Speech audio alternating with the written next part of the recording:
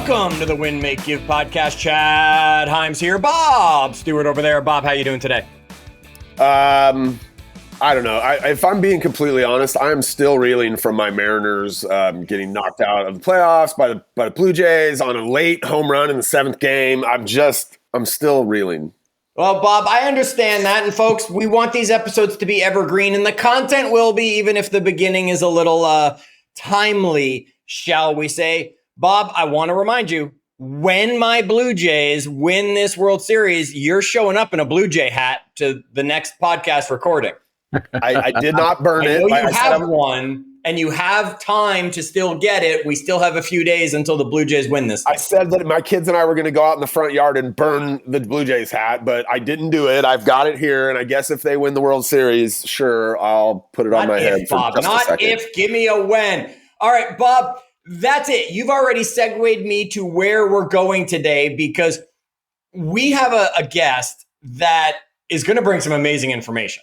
Yet, I have this feeling the first 5 minutes of this podcast are going to have nothing to do of value to anybody that's a listener outside of LA or Toronto. Because I found out, Bob, before you got here, that our listener has an amazing story over what happened for him over the last 48 to 72 hours that I want to hear a little bit more about. And then I don't think I'm going to talk to him for the rest of the podcast. You might be on your own, Bob. I want to welcome to the Win, Make, Give podcast my new friend, Quang Pham. Welcome to Win, Make, Give. Well, Chad and Bob, a pleasure to be here. What a World Series. What a World Series. America's favorite pastime. And I must say it's the first activity that helped me integrate to America, coming to Southern California following the fall of Saigon, the end of the Vietnam War. I was the 11-year-old kid. Some kids said, hey, you want to play a new sport? Went out and played Little League Baseball in the backyard, 50 miles north of Dodger Stadium in the glory days of the late 70s, and watching Reggie Jackson hit 3 against us and taking that World Series. So lifelong Dodger fan, despite living in Florida. We flew out to see games 3 and 4 the last 48 hours. Yeah, I want to hear a little bit more about that before we get into this. Thank you for throwing Mr. October into the conversation. and thank you for joining us. Usually we ask our guests, we didn't even have to ask you, right? We ask our guests to give us who they really are. I'm not going to read a bio. We just got the heartbeat of your story. I know there's a lot more to it we'll get into. Yet, was it planned? Was it last minute friends saying, let's do this? I mean, you live in Florida, so you're all the way on the East Coast. You flew all the way to the West Coast, went from the airport right to game 3, which was 18 innings, folks. I want you to understand that's 2 full baseball games being played. Got probably about 4 hours of sleep before it was almost time to get back to the park for game 4, just to then get on a plane and come flying all the way back to be here for the Win, Make, Give podcast. You got to tell me a little bit more. Was this planned? Was this last minute inspiration? And what was it like being at those 2 games? Right. Full disclosure, I do run a biotech company. I have employees in business in Southern California. And so my tax home and my current home is Florida, but my heart is partly in California. I went to college at UCLA, root for the Bruins. Lakers are in there, but we went to the World Series last year, game 4 at Yankee Stadium. So we went to a couple of Dodger games. So we always said, we never know when our teams will go to the World Series, the Super Bowl, the NBA championship, or the college football playoff. So if any of our teams go, we go, because we don't know when in our lifetime our teams will go back that far. So it was planned the minute they got into the World Series. We had planned to go. We actually had planned to go to game 1 and 2 against Seattle until what the Dodgers called the cheater hit the home run. The cheater, that's right. He is a cheater. Well, all the Dodger fans would call him a cheater every time he played until he got hurt. So it was planned. It was a wonderful experience. I got to see a doubleheader without having to pay for 2 games. And I would say most of the fans wanted somebody to hit one out so they can go home about midnight. I think the umpire wanted the same thing, Kwong. The umpire started calling everything a strike. He was like, that's a strike. This is a strike. Let's get this game over with. Just swing. Yeah. One remark I'll make is that Will Smith caught that game 18 innings. As you know, even if you're just a fan, being a catcher, 18 inning straight inning, it is taxing. And so I think, I don't know, Will lost some legs or, he didn't play very well, but I think we're going to expect Will, the catcher, to have a big game tonight and the rest of the series. So we're pretty excited. I don't have the exact length of game other than inning. That's 6.5 hours, where half of it he was in the catching squat position. Folks, yes. I want you to do a 3-hour squat. Now, you can take a break every now and then, stretch those legs, but no more than 6.5 total hours to get it done. Understand what he was going through. You're right. That is a thing. Folks, whether you listen to the rest of the episode or you don't, I just got an amazing life lesson from Kwong there, which is, especially if you're a sports team fan, and we should all know this, you never know when your team will get there again. How many of us are cheering for a football team that haven't seen the Super Bowl in decades, or a basketball Dallas team? Dallas Cowboy fans, all you San Francisco 49er fans, none of you guys have won a Super Bowl in decades. Right. Bob's Seattle home is coming out. Yet, Bob, when was the last time the Marlins, the Mariners? They've never been there. Chad, shut up. The Mariners, the Seahawks. Seahawks just won a Super Bowl like 10 years ago. It's been okay. There you go. A whole decade ago. Right.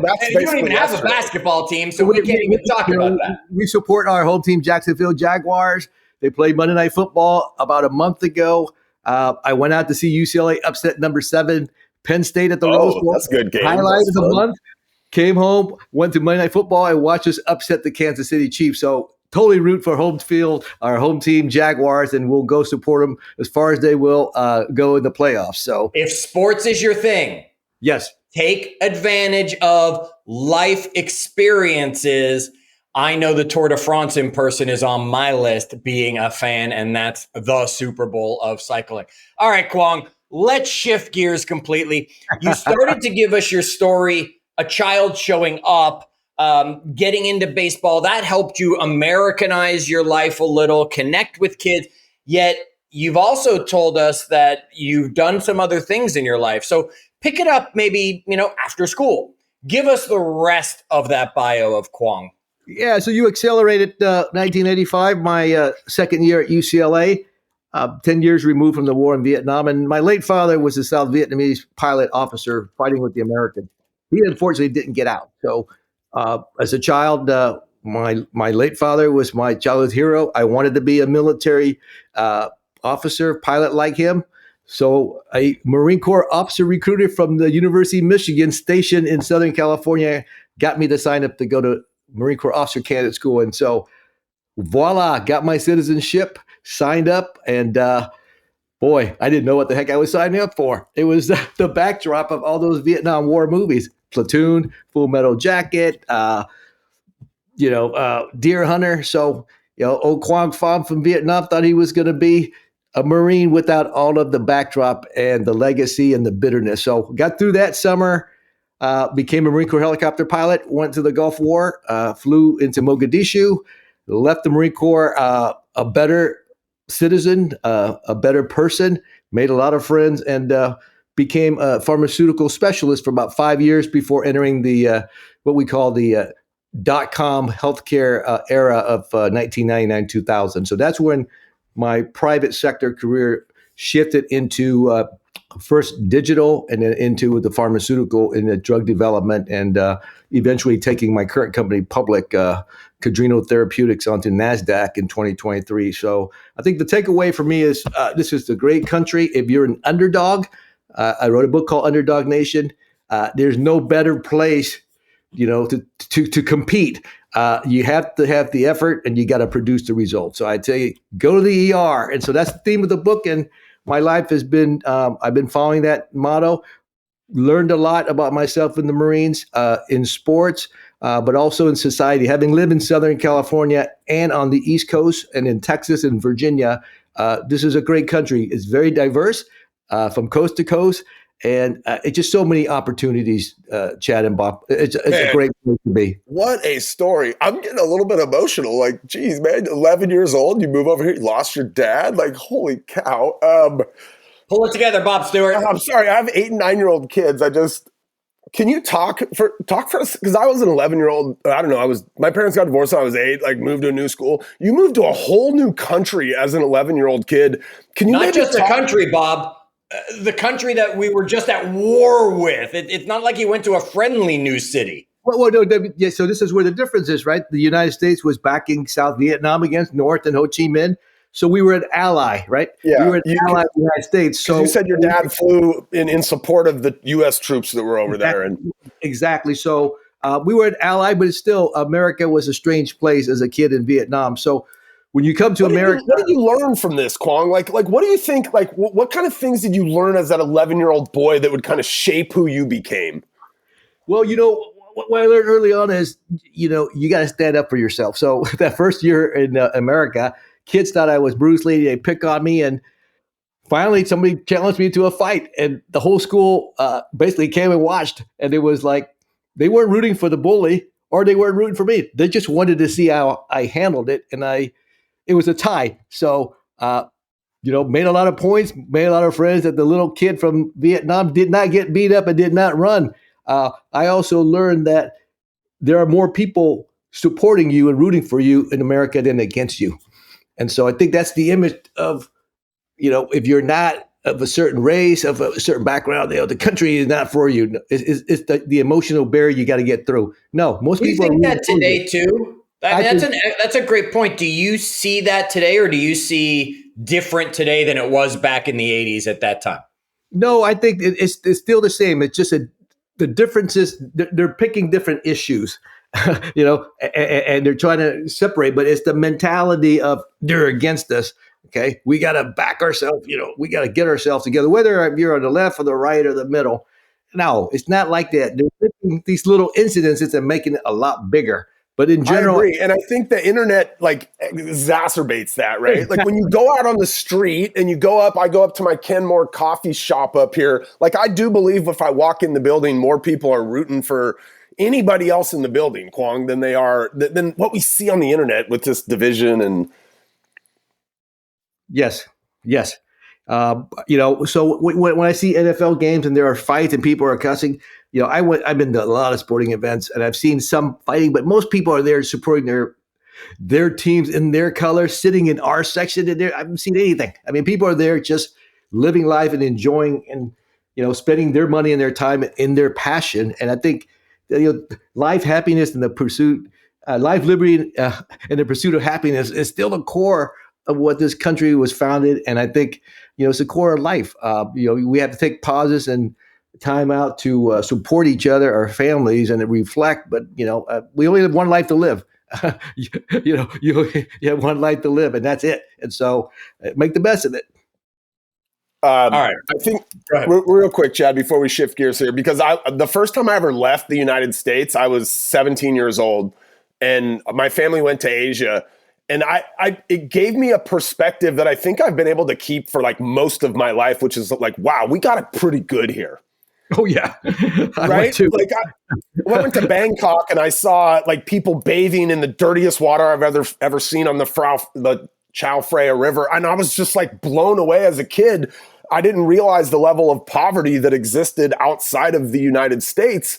And it gave me like a whole new appreciation for the opportunities we have here. And this is coming, by the way, from a kid who grew up poor. Like I didn't grow up with a silver spoon by any means. So can you talk for a second about that idea of like I think a lot of people in our country don't realize how good they have it.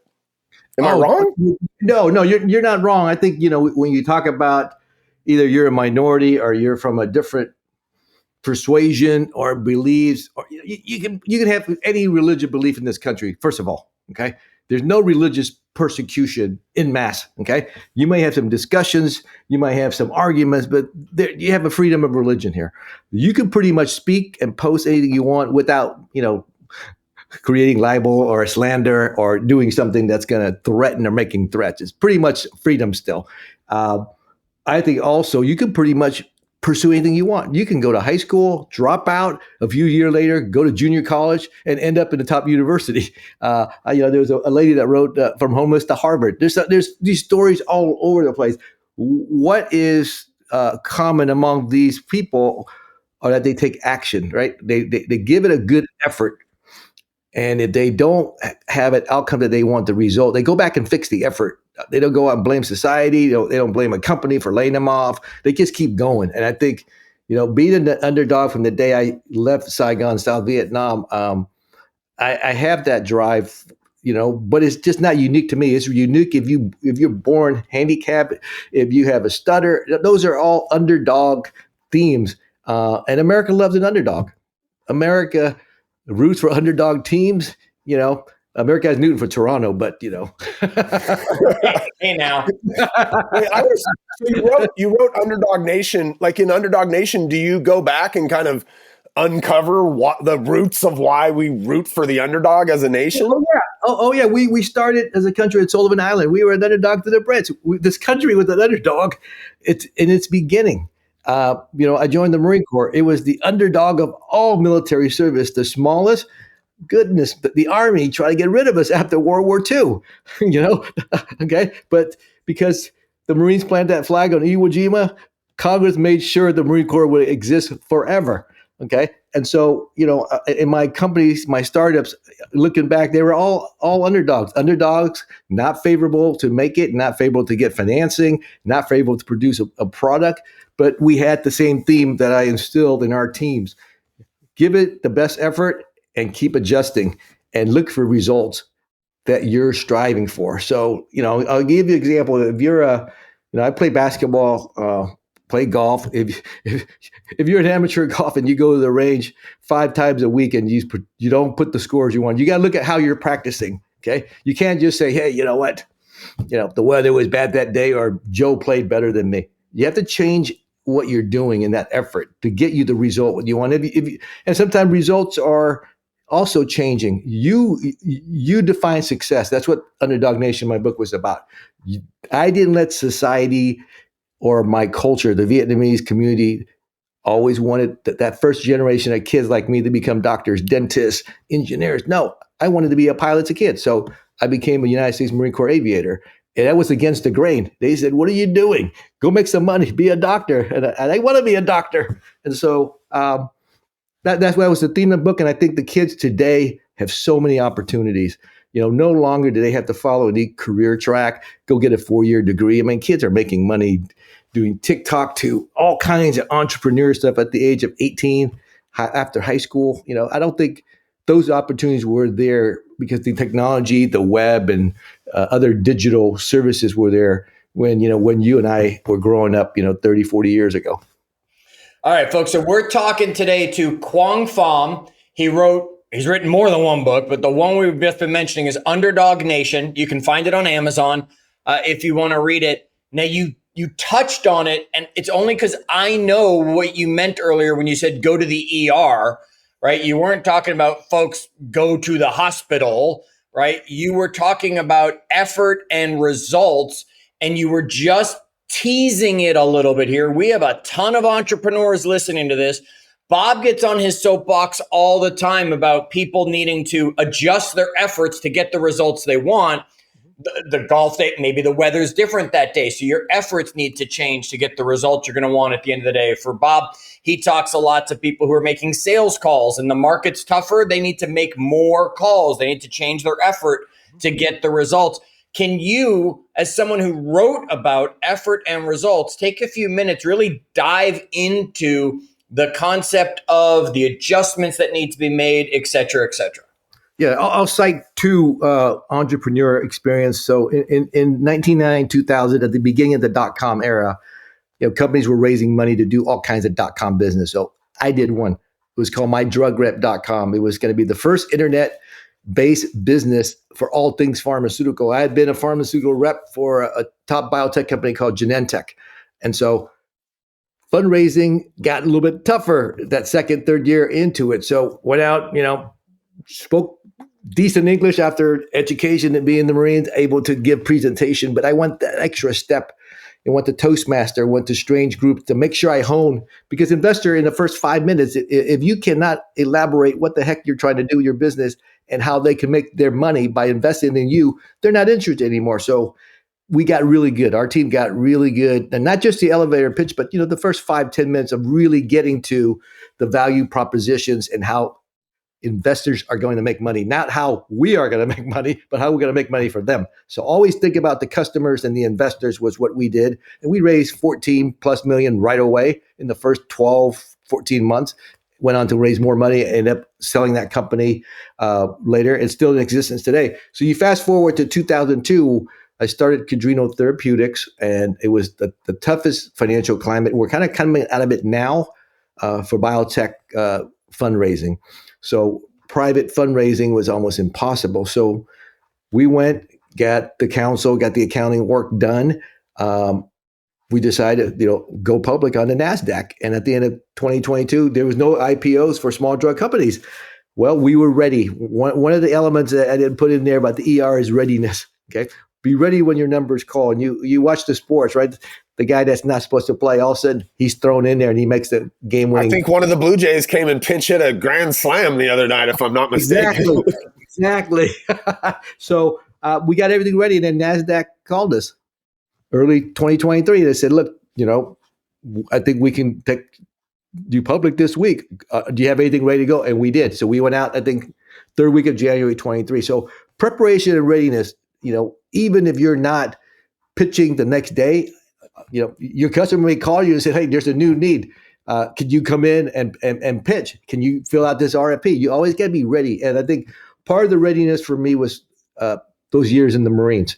We were deployed, on a Vispa carrier in the Persian Gulf, and anything could have happened.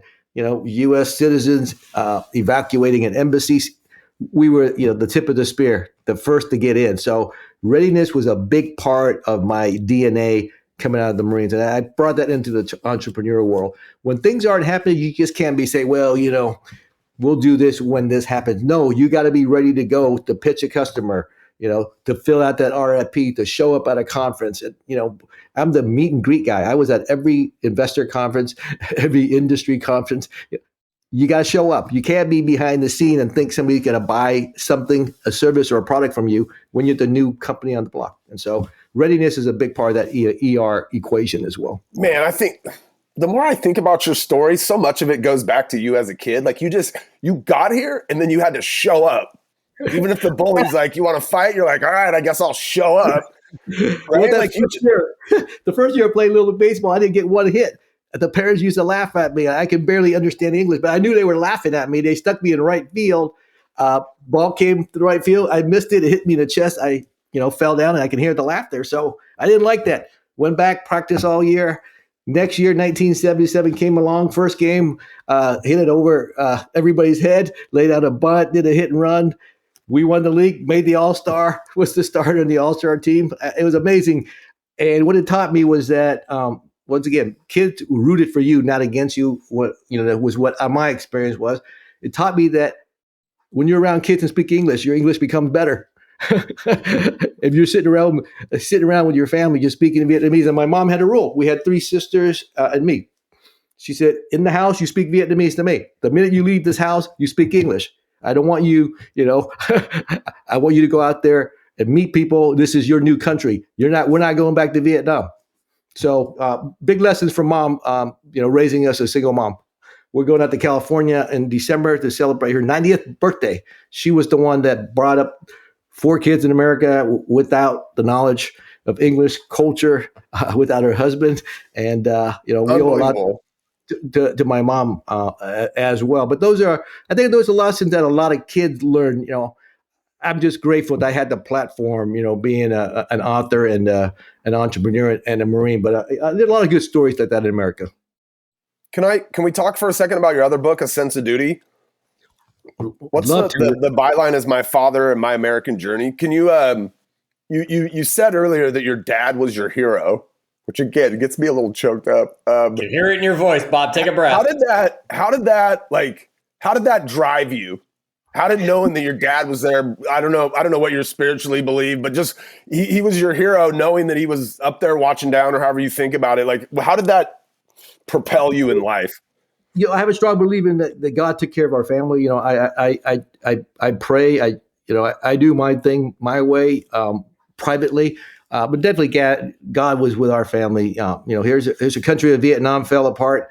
I think 3 million Vietnamese died in the war. 60,000 Americans died in the war. 300,000 wounded in action. It was a bloody 20 plus years war for all involved, and all the Cambodians and all the other countries in that area. So Dad stood his duty. He was a pilot. He could have flown out, when the helicopter left the embassy, the Saigon 50 years ago. Well, 1975, he said, no, I had to stay until the end.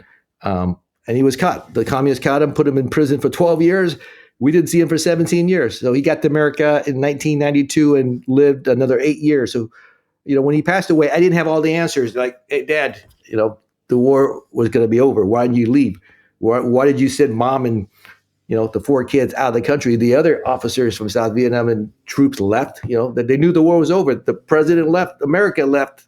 Why did you, and I didn't have a chance to ask him that. So he died in 2000. So a few years later, the 30th anniversary of our arrival in America came in 2005. So, there I was writing a book for the first time, and all the editors in New York from the big publishers said, hey, you have a great story. You can't write.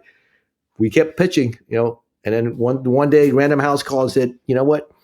America needs to hear your story. So I wrote the book in 9 months. It was published by Random House in March of 2005 on the 30th anniversary of the end of the Vietnam War. And I wanted to tell the story of a great country that gave us the opportunity, but I wanted to tell what the South Vietnamese sacrifice was, because the narrative was they were, losers. They didn't fight for their country. America gave them everything, and it fell apart. So there was a missing voice, and that's the beauty of America. There is always a venue, right? Whether it's a blog, TV, radio, digital, print, you always have a voice, but sometimes you have to take the first step. People are not going to, 16 minutes is not coming to my house. I have to be able to say, why is this story different? And that's what we were able to do 20 years ago. And I think, I didn't want to be that one-time author, that one-hit wonder. So it took me 20 years to write the second book, Underdog Nation. Now I feel whole. I'm a 1.5 hit wonder, right? There you go. So that's the Dad inspirational story. He's always been a hero, and I just want to make sure the world heard, his side of. And he loved America. He said all those years he made it in the prison camps in North Vietnam after the war had ended was that he knew we were going to be safe in America, that America was going to take care of us. And that's how he got through the camps. If only more of us all saw this country that way sometimes. I think some of the arguments might be laid aside. As Bob said, sometimes you got to get out of the country to appreciate the country that you're in. Now, you just said, right, I don't want to be a one-hit wonder. You just said, and you dropped this earlier, you've got to know what success is to you, because success to you, Kwong, is not success to Bob. Success to you, Kwong, is not success to me. How do we define our vision of success so that we know what we're actually looking for those results to be? Give our audience a little takeaway on that as we get near the end of today's episode. Yeah, so I think, everybody, I think in their heart, entrepreneurs obviously want to make a difference. They want to make a difference in their industry. They want to make a difference in mankind, in their community. So whatever you're pursuing, you want to make a difference. Okay. Then you start breaking it down. When you're doing something that make a difference in your industry, in your community, in your field, are you passionate about it? Are you waking up at 5, drinking a cup of coffee, go to the office, work, get a little workout in, and stay there till 10 o'clock? Okay. Are you passionate to do that? Do you believe enough in it that you're going to take half your savings, go work for free, and invest in whatever you're doing? So there's a couple of checkpoints I put in my book. Okay. And so success is defined in that passion. You're willing to sacrifice resources, time, and the time that you spend just goes by so fast because you are in it deep. That's how you define success. It's not, hey, I got to raise 100 million. Hey, it's not, I got to beat the number one player in my sector. It is whatever you are doing that makes you happy and making progress. To me, that is your success. What I define was my success doing the startup, doing the book. I love that. Like that, you're basically, I don't know.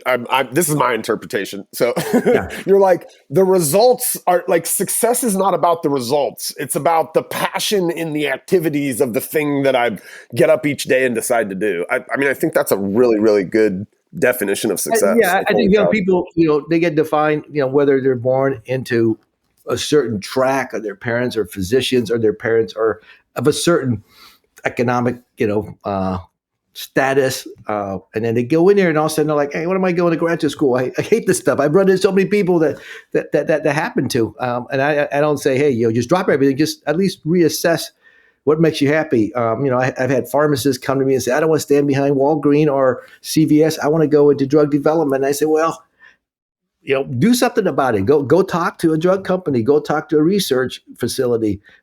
There's time. I think if you don't explore, next thing you know, 30 years go by. Can you? How do people do something about it? Like, can you just talk about that for a second? Because you've clearly done something about it. Now, you might have got tricked by that Marine recruiter or whatever, but like, it sounds like at the different points of your life, you're like, I'm going to do something. I'm going to join the baseball team. I'm going to practice Toastmasters so that we can go out and get this investment. Like, you've always had a propensity to take action. How do people get more action oriented? So I think people will talk about networking. I was always the person that was interested in going to somewhere where the group or whatever had nothing to do with me, either a Toastmaster or a Rotary Club meeting. And I've always found it interesting to hear people's life story. I always had what they call Admirables, people that I admire that I've never met and I don't know. And in the book, I call them Admirables. And one of my Admiral was always with the late Fred Smith, the founder and CEO of FedEx. He happened to be a Marine officer. He grew up in Mississippi, went to Yale, wrote this business plan about FedEx in the late 60s. He got a C. So then he joins the Marines, served 2 tours, comes home, started Fire FedEx. that professor, by the way. You're fired, professor. I wrote about that, and the late Fred Smith and I were in email communications before he passed away earlier this year. I call him Admirable. The other one was Gerald Colin Powell. I never met Gerald Colin Powell. Okay.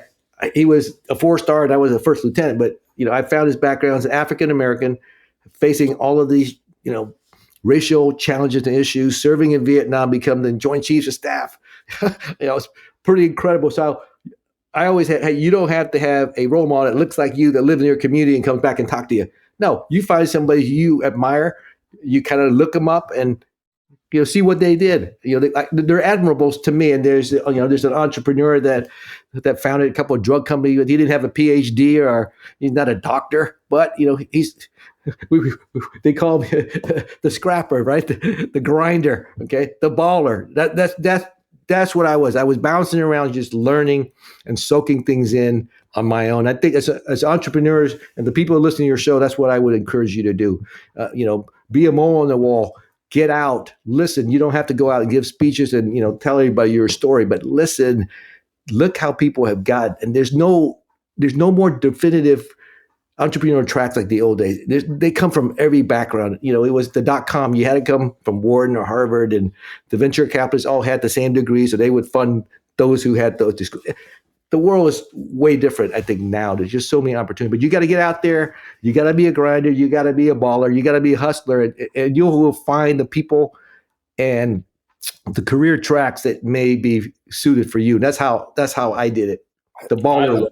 I love this. You keep dropping these little things that are blowing me away. Like you decided that Fred Smith was somebody that you had admired. And so you somehow ended up with his email address, which I have 100% confidence was based on the fact that you were like, you know what? I'm going to figure out how to get a hold of this guy. Exactly. You just went and did it. So good. Bob, it's something that everybody should do. When I was younger, my childhood hero outside of the house, my childhood hero was Jackie Robinson. And Jackie had passed, but I got to interview his wife. I got in communication with her, and for a project, got to interview her and hear the stories and get to ask questions about the stuff she went through with all of that. Folks, if you're listening to this, there's somebody that's unadmirable to you, as Kwong just mentioned. Go find a way to connect, because they'll probably just be flattered that you want to know and they'll take the time probably to ask. And the higher up they are, the harder it might be to get through that gatekeeper, find that information.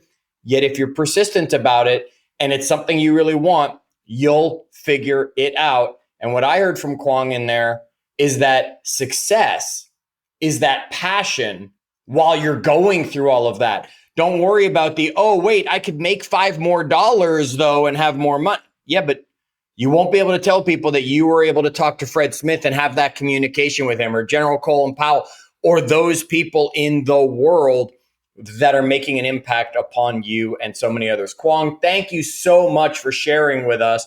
Folks, we've been talking to Quang Pham. I'm going to give him a minute in a second.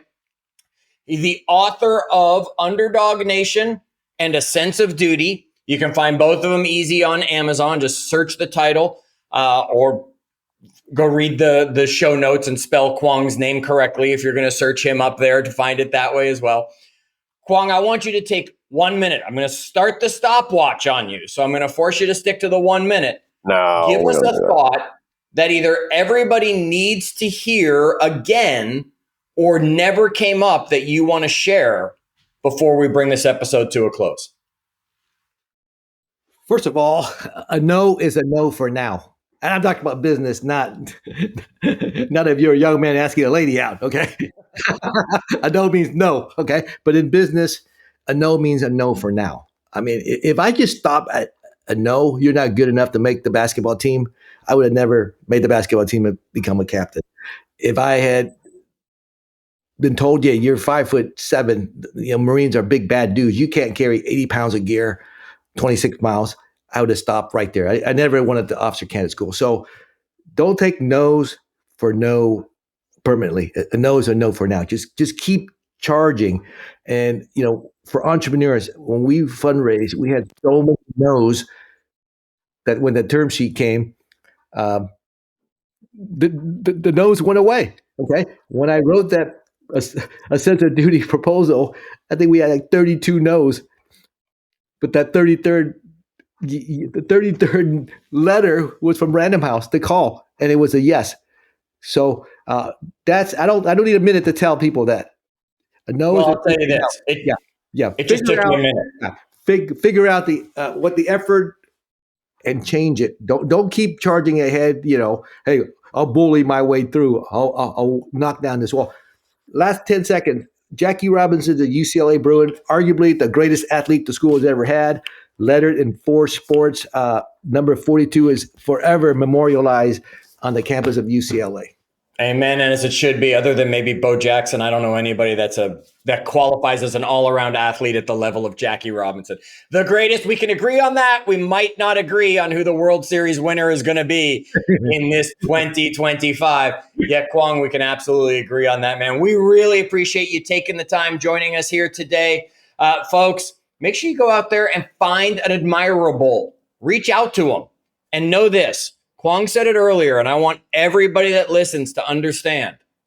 Bob and I are always in support of you, even though you might not know it. There's always more people in support of you than are against you. And Bob and I are in your corner. So go out there and attack whatever it is. This was one of my favorite. This was really good. Thank you. Sorry I got so emotional. He says it every 4th episode, just so you know. But I can tell he means it on this one. It might be recency bias, but absolutely. This was very inspirational, man. Thank you. Thank you so much. I think there's a lot of people that can really learn from some of these lessons. Both of you. Really appreciate it. Go Dodgers. Go Jays. And until the next time, do good.